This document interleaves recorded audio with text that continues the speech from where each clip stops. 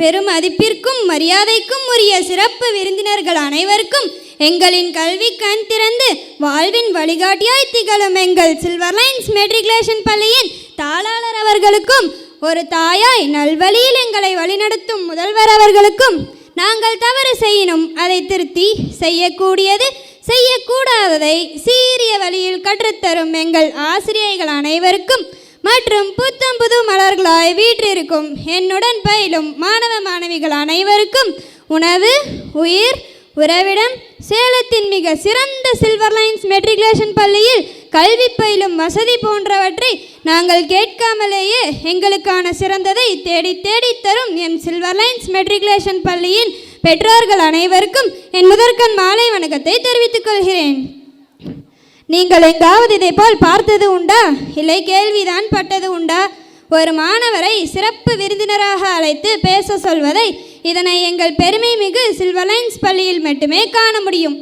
ஏனெனில் இங்கு பயிலும் ஒவ்வொரு மாணவ மாணவியருமே எங்கள் பள்ளியை பொறுத்தவரை விஐபிகள் தான். அவர்கள் அனைவருமே வரும் காலத்தில் இதுபோல் சிறப்பிக்கப்படுவர் என நான் உறுதியோடு கூற முடியும். நான் நம் பள்ளியில் ப்ரீகேஜி முதலே படித்து கொண்டு இருக்கிறேன்.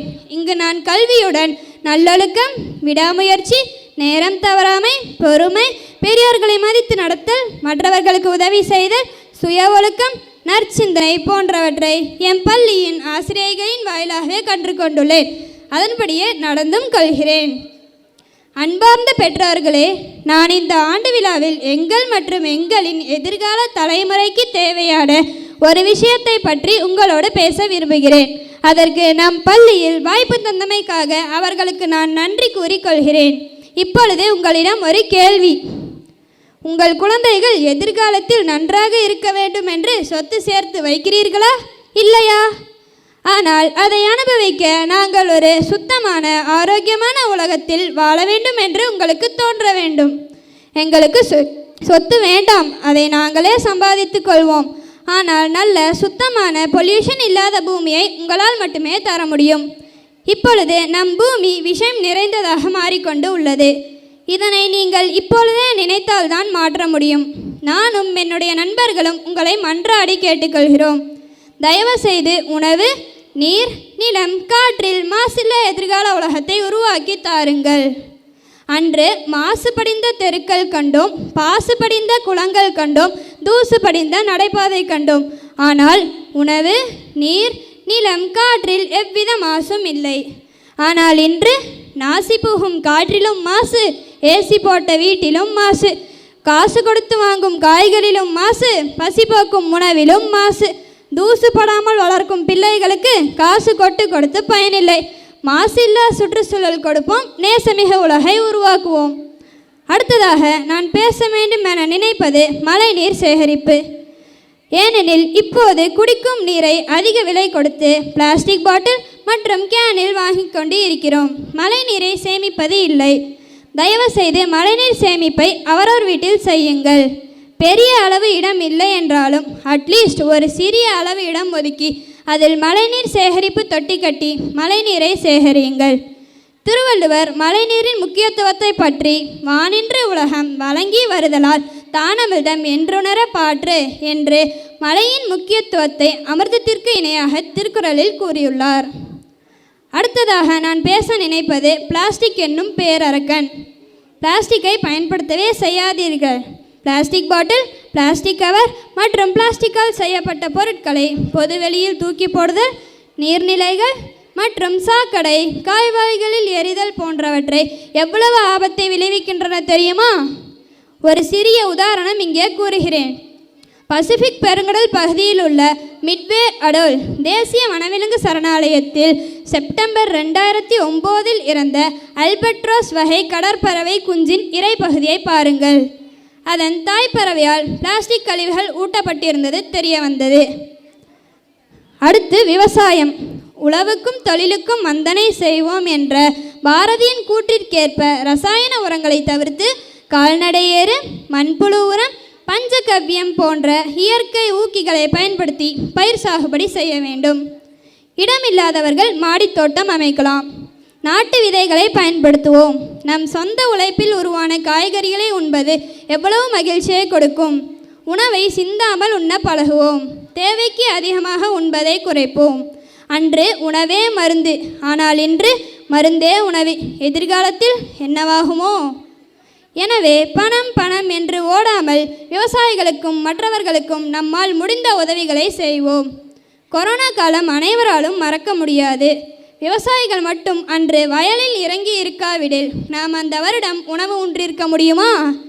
ஆகவே விவசாயத்திற்கு முக்கியத்துவம் தருவோம். அடுத்ததாக மரம் வளர்த்தல். ஒருவர் தன் வாழ்நாளில் குறைந்தபட்சம் 5 மரமாவது நட வேண்டும். அட்லீஸ்ட் ஒரு மரமாவது நம் வாழ்நாளில் கண்டிப்பாக வளர்த்தே ஆக வேண்டும் என்று உறுதிமொழி எடுப்போம். நிறைய விதைப்பந்துகளை மலைப்பாங்கான மற்றும் காலி இடங்களில் வீசுவோம். நம் பாரத பிரதமர் உலக சுற்றுலா தினத்தன்று ஒரு மரம் அன்னையின் பேரில் என்ற மரம் வளர்க்கும் இயக்கத்தை ஜூன் 6, 2024 ஆரம்பித்து உள்ளார். நாம் அனைவரும் அதை பின்பற்றி ஒவ்வொரு வீட்டிலும் ஒரு மரம் வளர்த்தே ஆக வேண்டும். அடுத்து சுற்றுப்புற தூய்மை. பணம் நம் வாழ்வில் அவசியம்தான், ஆனால் சுத்தம் சுகாதாரம் அத்தியாவசியம்.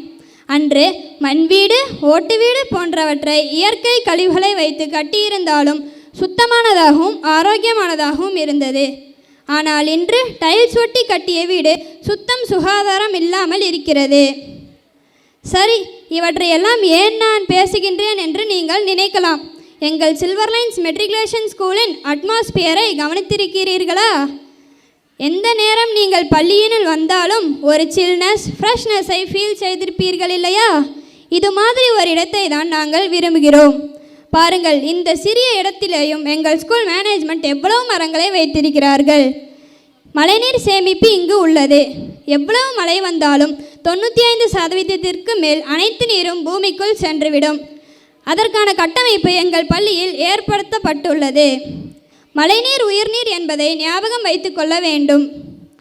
எங்கள் சில்வர் லைன்ஸ் மெட்ரிகுலேஷன் பள்ளி மற்றும் இங்கு பயிலும் ஒவ்வொரு மாணவ மாணவியருடைய வேண்டுகோளை எடுத்துக்கொண்டு அனைவரும் மழைநீர் சேகரிப்பு தொட்டியும் உங்களால் முடிந்த அளவில் மரங்களை நட்டு எங்களுக்கு ஒரு தூய்மை மற்றும் ஆரோக்கியமான எதிர்கால உலகத்தை உருவாக்கி கொடுங்கள்.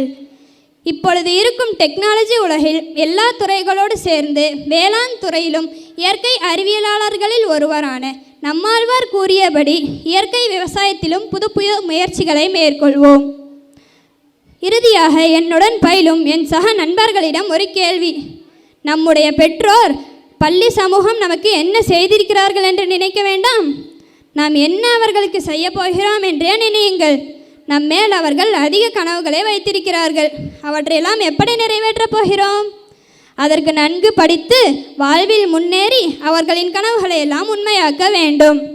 நம் சில்வர் லைன்ஸ் மெட்ரிகுலேஷன் பள்ளியில் ஆசிரியர்கள் நாம் எவ்வாறு இருக்க வேண்டும், எப்படி படிக்க வேண்டும், பெரியோர்களை மதித்து நடத்தல் வேண்டும், சுகாதாரமாக இருத்தல் ஆகிய அனைத்தையும் கற்றுத்தந்திருக்கிறார்கள் இல்லையா?